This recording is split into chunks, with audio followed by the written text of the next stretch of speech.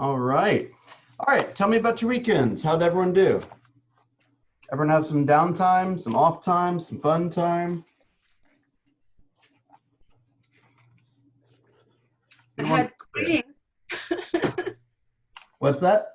I had cleanings. Okay. That's working, having fun, right? Yeah. All Cleaning right. is a lot of fun. Okay. Who else? Who else had some fun times or some rest or some family time or had some cool real estate stuff happen? Who wants to share?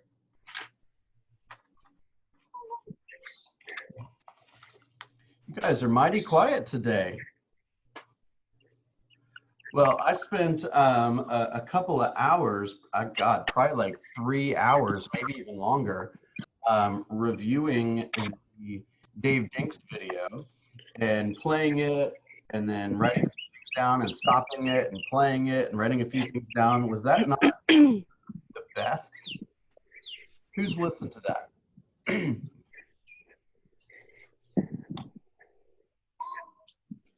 All right. Extra points if you talk, okay? We have one of our newest members, Sherry Ackberry. She's been at our office for a couple of months now, and today is her first day, so don't give her the impression that I do all the talking, okay? Sherry, would you like to introduce yourself?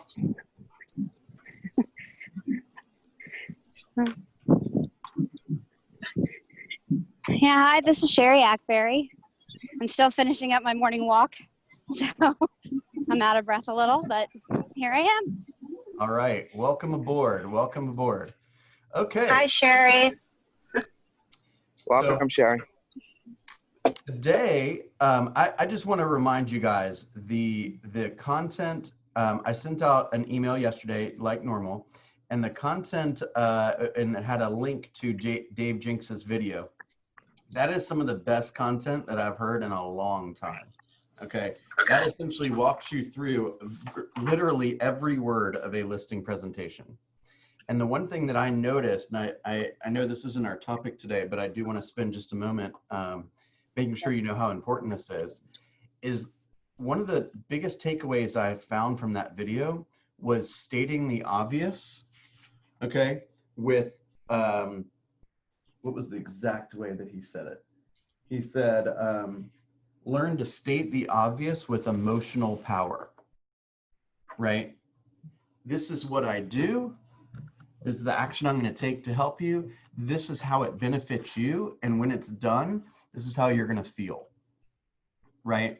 It's a matter of letting them know, hey, I'm going to be publishing the home to all the sites online. Hey, by tomorrow morning, every realtor in town that might be working with a buyer similar to your property is going to know about it, right? You're letting them know what you're doing, and you're using really, really powerful words. I loved how he says, KW is the largest, most innovative, and deeply respected real estate company in the world.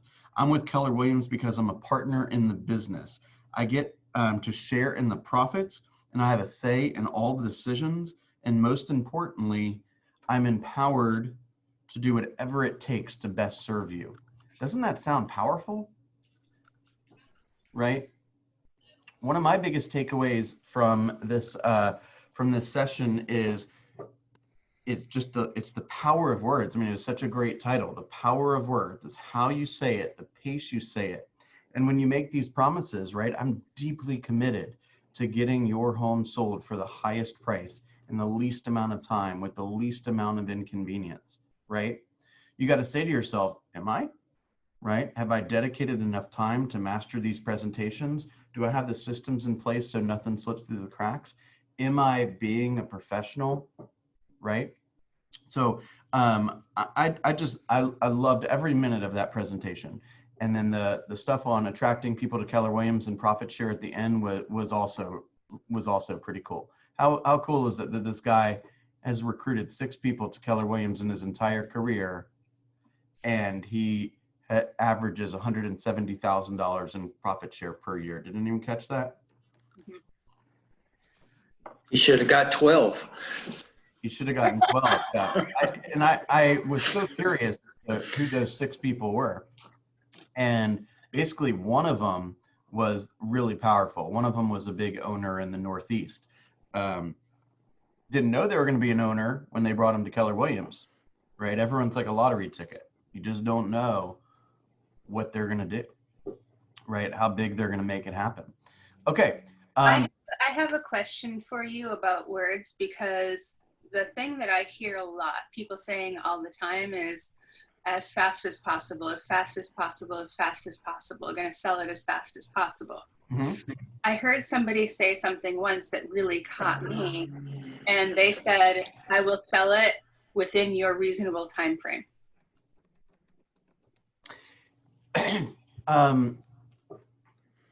I kind of like that better, to be honest. Because fast as possible might put pressure on people that don't know how quickly, like they have other things to do, or they might want to sell, or you don't know really what's going through their mind. Right. So instead, you might. I really like that you brought that up, Heather. Another way to say that is in a time frame that works perfectly for you, right? And by the way, the person that puts probably the most pressure on is you. Yeah. And so, like, I liked how that sounded, but I think the reason I liked reasonable time frame is because they might have an expectation for selling it. If they are like really, really stuck on a certain price that I don't agree with, I can't promise that I'm going to sell it in their time frame if what we're doing is not reasonable to me. Right. And another takeaway there is that as fast as possible can insinuate that you would sell it for less than it's worth. Yeah. Right. And so I've been hearing this message like all the time, and every time I hear it, my gut's like, ugh, I don't like that. I really like that. That's a very subtle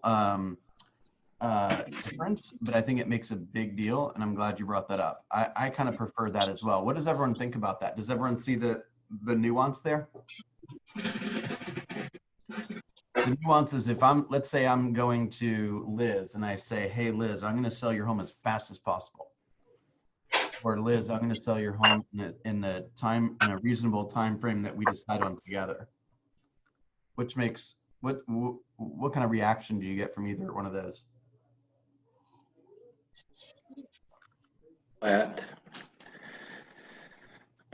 What's that?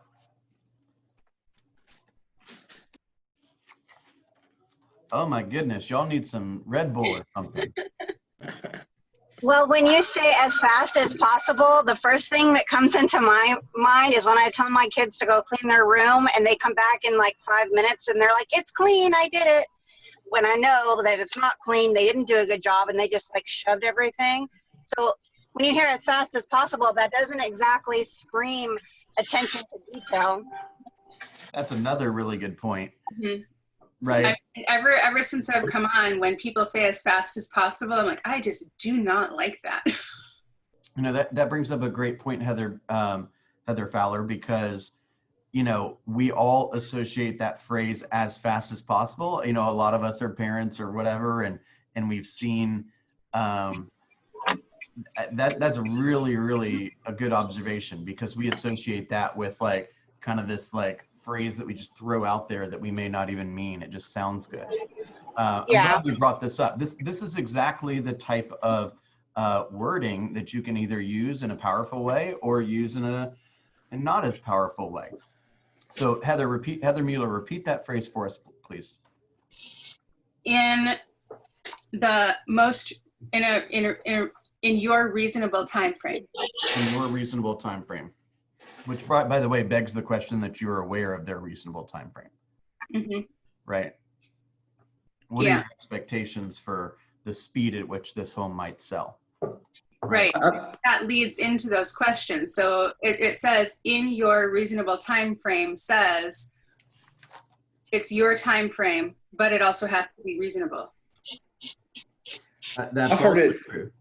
But if you say to them, you know, what's your expectation for how soon or how quickly this home would sell, and they say, well, I'm hoping the home sells in 3 months.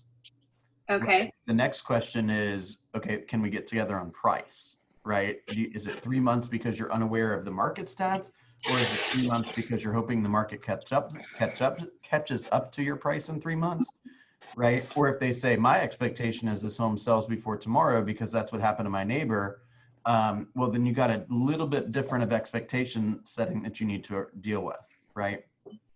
I think it allows for that conversation more about the expectations. 100%, 100%. Okay, thanks for sharing, guys. Let's talk about, today we have our predetermined topic of Chartmasters. Does anyone, I had put out a little note for us to discuss any particular slide in that you wanted to. Is there anything in the Chartmasters presentation that you've kind of been reviewing that you're not sure you're clear on, or is there anything in the MMO that Lucy sent out the other day that you're unclear about?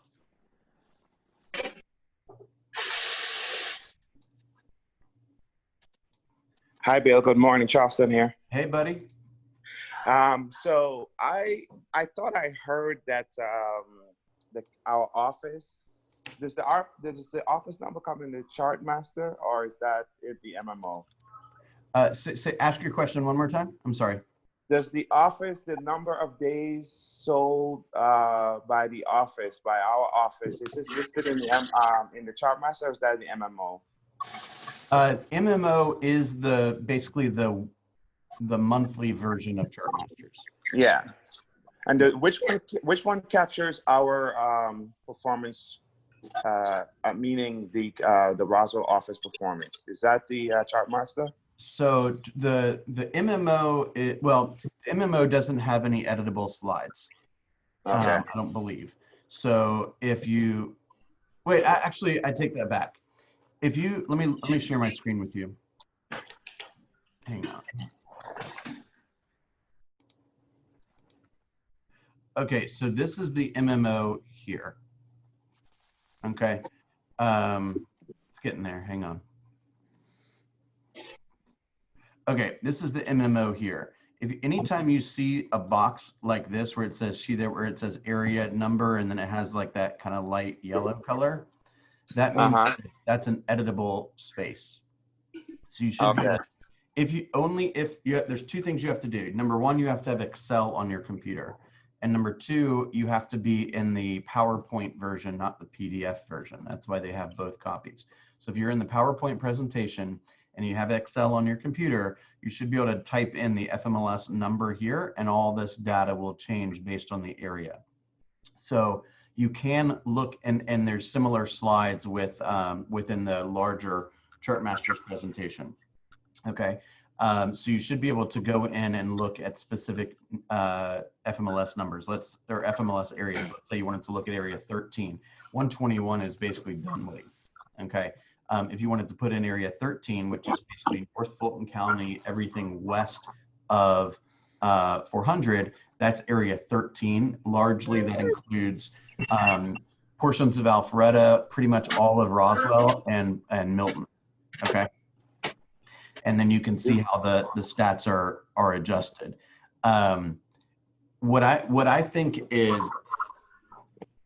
it's important to understand all of it. So truthfully, I've not spent a ton of time going in and editing per FMLS area.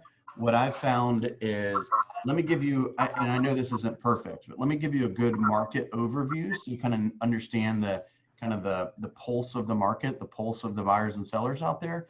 And then let's go super detailed like we did the other day with a particular neighborhood, and I'll show you what's going on within your neighborhood. Right, because sometimes if you say, oh, the median price is up 5.5%, somebody would say, oh, I want 5.5% more for my property. That's not the way that works. Does it make sense? So here, for example, you can see like they track single family homes in Dunwoody, basically area 121, price range number 6, which is 500 to 599. And then they looked at how Dunwoody is performing versus all of the areas. Okay. So for example, the median price, or I'm sorry, median days on the market in Dunwoody is down 33%, yet market-wide it's only down 8.6%. Price reductions down 22% in that area, primarily Dunwoody again, and market-wide it's only 8.4%. So what this is telling us is the Dunwoody market is stronger than the market at large. Okay. And it's not surprising, right? The time on the market, or the monthly supply, I should say, is down more in Dunwoody than it is in the greater market, right? We have fewer listings on the market in this area versus the market at large, right?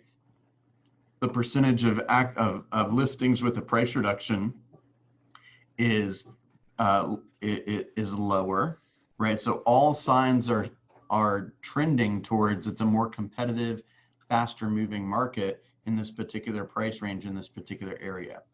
So now I think that these are great slides to bring into a listing presentation, simply because no one else is going to do that, right? If you go into a listing in Dunwoody, let's say, and you bring this slide, how many other agents do you think are bringing this slide that they might be working with? Or I'm sorry, that they might be interviewing? None. Okay. So even the slide is, and therefore the slide is going to be that much more impactful, and they're going to understand that when you say you're a master of the market, right, here's the data to back that up, right? Look, I study the market all day, every single day, right? I know you might do that, but unless you say it, then they don't necessarily think that you do. Okay. So have you guys spent some time kind of looking through this MMO before? Is this something you've tracked before? Yes. Okay. Any specific questions on it?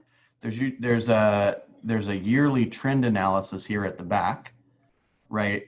41% less inventory in July of 2020 than July of 2019.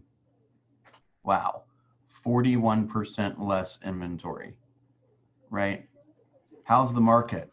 Gosh, it's tough to find a listing for our buyers out there. Who do you know that's looking to sell their property? Now might be the perfect time. Did you know that we have 41% less homes on the market in July of 2020 than we did in July of 2019? Does that surprise you? Have you noticed that? Right? Those are scripts, those are dialogues, right? So when you say, oh, the market's good, oh, the market's bad, oh, the market's blah, blah, blah, blah, blah, what's really going to show that you are a professional is that you have some data immediately on hand and memorized to share with them. That could be a great piece of data right there. You know, year over year, monthly trends from July, we just got our report last night. We were speaking about it with our coaching group this morning. There's 41%. What does that tell them? Number one, we're part of a brokerage that actually cares enough to give us this data. Number two, you have an accountability group that's helping you build your business and provide better service to your people, right? Don't be afraid to tell them that you're part of the #1 company in the world. Don't be afraid to tell them that you work with your coach every single day so that you're a better service provider, right? Mr. Seller, would it surprise you to know? Or Mr. Person at the cocktail party that just asked me how the market was, would it surprise you to know that the inventory is down 41% from this time last year? What do you think about that? Okay, condos. Condos, interestingly enough, the market's up 2%. Okay. There's more homes on the market, more condos on the market in July of 2020 than 2019. What does that tell us? Means you better be more competitive. If you got a condo, you got to compete with more homes than you did last time or this time last year. If you got a single family home, my God, just put it on the market with a reasonable price and it should go like that. Right? You got a condo though, you're going to be competing with a little bit more options, right? What does Leslie and Andy say? They say you follow the condo market and you follow the luxury market, and that tends to be the leading in some of the two most important leading indicators for where the market might be headed. Right? Did you hear what Muchin said 2 days ago, 3 days ago? He said we can't just continue to give out this $600 extra to people for unemployment because the incentive is for them to stay not working. So they don't want to do that anymore. So at some point, people are going to have to try to get back to work and hope to God that there's enough employers out there hiring. Otherwise, they're going to fall behind in their mortgage.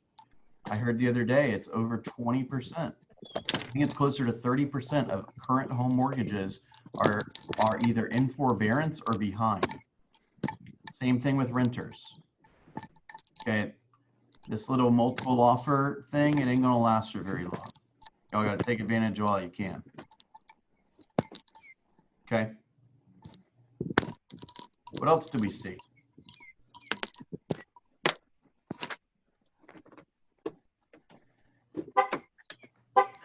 You guys, oh, here's another, this is an important slide too though. Even though the inventory is significantly lower in single family homes, and you would say, oh my gosh, I'm a buyer and I really need closing costs paid. Well, good news is that in the second quarter, 77% of transactions still included some seller paid closing costs, right? And historically, you're looking at, let's just call it 2/3 of transactions are gonna have some form of seller paid closing cost. So when your seller says, I'm not paying closing cost, right? You could say to them, so tell me a little bit more about that. What's important to you about not paying seller closing cost, right? Don't fight them. Ask them for some more information, right? What's important about not paying closing costs for you? And then you could share a statistic.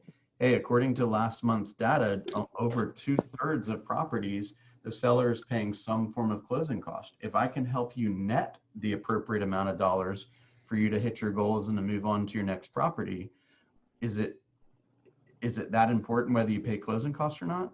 Isn't it more about the net? Right? I was negotiating a contract last night on a property, and you know, they were $3,000 away. So my client, he agreed to go up, but wanted $1,000 in closing costs. And she was adamant about not paying closing costs. She, you know, some people, you know, don't want to pay closing costs. So she came down to the same net price to meet him, but she doesn't want the closing costs on the contract. Well, you know? And so that's a good, you know, that's a good way of looking at that and having conversations around those closing costs with people, because you know, some people they have it in their mind that, you know, they're losing if they pay closing costs. Well, there's probably a couple of reasons for that. Number one is they probably wanted closing costs in a previous transaction and they didn't get them, right? And they felt because they didn't get closing costs in their last transaction that why should I make it possible for the buyer to get closing costs, right?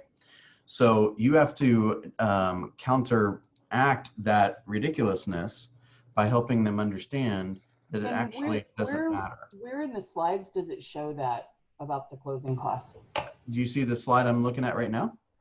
No. Oh, is it not sharing? We see a page for your email. It's an email from Chuck. Oh, all right. Let's look again. Hang on. Yeah, we were seeing it, but then it jumped to your email. What about now? All right, hang on. Yeah, we're seeing the MMO, and now we're seeing you. Okay, let's try this again. All right, how about now? Yes. Yes. Okay, so this slide here says that this is that dark gray is 2018, the lighter gray is 2019, and the red is this year, 2020. So first quarter, you see it's been going up each year, right? 61 to 65 to 66. In second quarter, there was even a more significant jump, 61, 64, 77. That's probably because of COVID, right? And then the other 2 years, it's gone up in 2019, and we would most likely expect it to remain higher than 64, right? So, and higher than 65 in the fourth quarter. So just call it roughly somewhere between 2/3 and 70% of sellers are paying closing costs. I'm not suggesting you have to pay closing costs. What I am preparing you for is the likelihood that you will be asked to pay closing costs. My job, remember, and my number one commitment is to help you sell this home and put the most number of dollars in your pocket. There's no one that cares more about your equity than me. So believe me, my job is to negotiate the highest net possible. You got to understand, though, that a lot of times the buyer is not going to have an extra 2 to 3% for closing costs. And even if they did, they can borrow money for 3%. I'd rather borrow money all day for 3% than use cash, right? If I've got 10% down to put on a home versus 15% to put down on a home, I'm putting 10%. I'm going to borrow money. It's 3% for crying out loud. See what I'm saying? Yeah. I'll throw that money at Facebook ads and go make 400%. David, would you please mute yourself? Oh, sorry. Hang on. I'll mute him. Thank you. Okay. Sorry, I didn't see the chat, Heather. Okay. Any questions on that?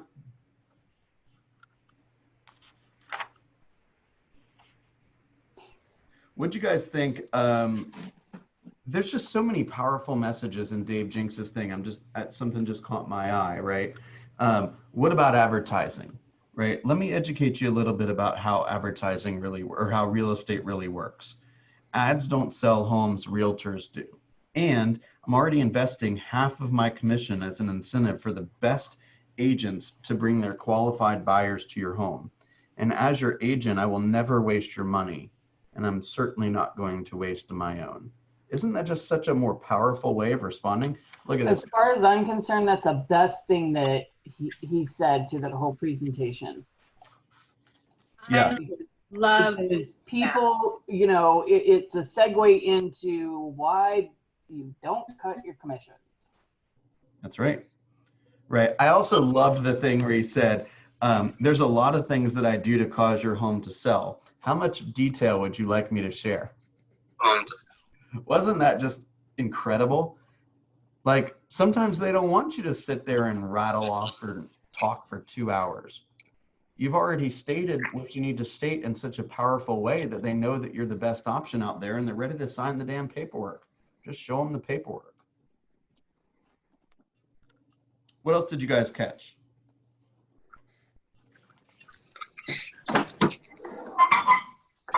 All right, let's just wrap up real fast. Don't forget that last Tuesday, or I'm sorry, Friday night was the end of our recording period. So if you would please go back in and update your numbers. I will put the link here just to make it super easy for you guys. It is the end of the month, so as you would imagine, everyone in the world wants to know my numbers, and that means I need to know yours. Just one thing, if the number is 0, write 0, right? It's going to do something to your brain to say, I didn't have an appointment this week, right? I didn't add anyone to my database this week. I'm not saying it's okay. It's just reality. And we need to be comfortable with the fact that that's what happened. And we need to make adjustments so that it doesn't happen too many weeks in a row. Okay. I'm going to be working on my 411 today, and I'll send that over to you guys so you can take a peek at it. Do not forget that we're going to do the launch mastermind today from 1 to 2, and sharpen your skills session today from 2 to 3 will be on the 90-day business plan. Okay. So one of the things that we're going to focus on is making sure that we are super clear on our priorities for the remainder of this year. Super clear, right? What is the most important thing I can do to attract buyers to my business in the next 3 months? What is the most important thing that I can do to attract sellers to my business in the next 3 months? How can I use the next 3 months to become the most educated, sophisticated professional realtor out there? Okay, so that's the stuff that we're gonna spend some time on. That's today from 2 to 3. Don't forget that Wednesday is Bold 100. As you know, we're gonna mute everybody. If you're comfortable leaving your screen on, you can, and then everyone is going to make it their goal to contact as many people as they possibly can about real estate. I'll be aiming for 100, and we'll have the chat open so that we can be supportive of one another. If you have I included some scripts on the email yesterday. If you have an address that you would like to do some circle dialing around, whether it be inviting them to an open house or letting them know about a new listing or a price reduction or a sale or something like that, please go ahead and send that to me, and I will get you the list of the 1,500 people that live closest to that address so you can make that call. I will accept emails Wednesday morning, but I'm not thrilled about that. I want you to prepare. Wednesday is about taking action. My assistant will be taking action for me on Wednesday, and I would prefer to have you all the data you need prior to Wednesday. Okay?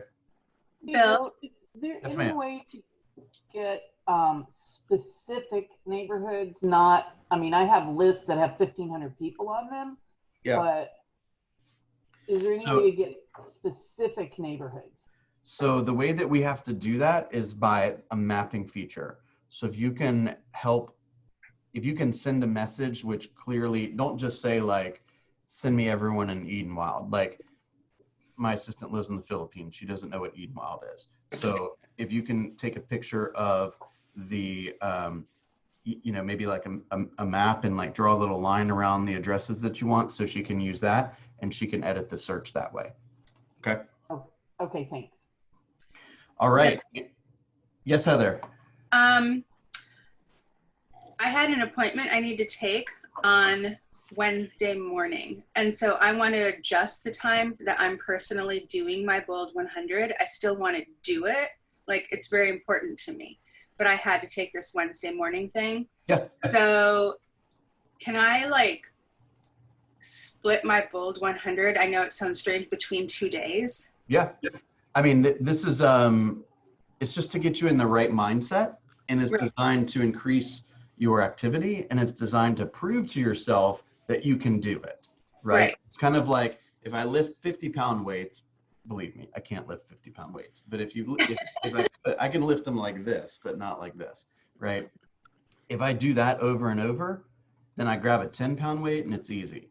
So if you realize and you prove to yourself, hey, I can do 50 contacts a day without blinking, and then your plan requires you to call 14, well, gosh, you're going to do that every day by 10 o'clock in the morning with no problem, right? So that's the goal. If you need to split the 50-50, by all means. I also have, I got a couple things going on. I've got a KWRI profit share task force call at 3. I'm going to chat with Pam at 11 for a bit. Like, I've got a couple things I have to pop out for, but I'm going to hit that 100. Damn, when it happens. So also, there are people that have joined PC group now that weren't on when I made my discovery last time about that formula for Excel to make it an auto dialer. Yeah, if you could post that video or that information, that'd be super helpful.